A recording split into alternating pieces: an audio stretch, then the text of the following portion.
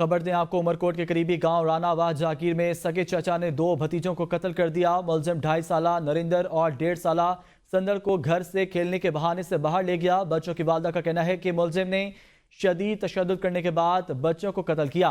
Police ने मुलजिम को गिरफ्तार कर लिया है। लाशों को पोस्टमार्टम के लिए डिस्ट्रिक्ट अस्पताल मुंतकिल कर दिया गया है। आपको खबर दें, यह अफसोसनाक खबर है, मुलजिम को गिरफ्तार कर लिया, मजीद तफ्तीश जारी है। पुलिस के मुताबिक उमरकोट सगे चचा ने दो भतीजों को कत्ल कर दिया है। उमरकोट से अफसोसनाक खबर है, शदीद तशद्दुद करने के बाद बच्चों को कत्ल कर दिया गया। मजीद तफसीलात जानते हैं नुमाइंदा आतिफ बलोच से। आतिफ, बताइएगा क्या मजीद तफसीलात हैं?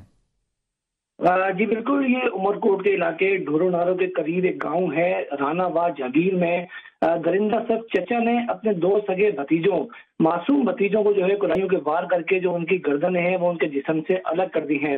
मैं आपको बताऊं कि पुलिस के मुताबिक ये जो मुलजिम है सतराम, इसने अपने दोनों भतीजों को खेलने के बहाने जो है घर से बाहर बुलाया और उन्हें एक सुनसान मुकाम पर ले गया, जहां पर उसने कुल्हाड़ियों के वार करके अपने दोनों मासूम भतीजों, जिसमें 2.5 साला नरेंद्र वन राजेश और 1.5 साला सुंदर वल जीवन जो है शामिल है, इन दोनों को जो है कत्ल कर दिया और इनकी गर्दनें जो है इनके जिस्म से अलग कर दी हैं।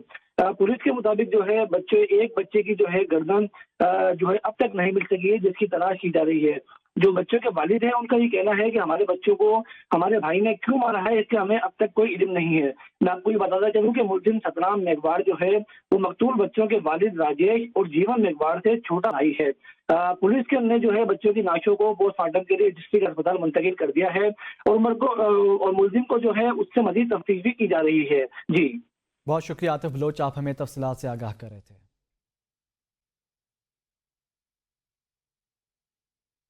न्यूज़ स्टूडियो से फिलहाल इतना ही।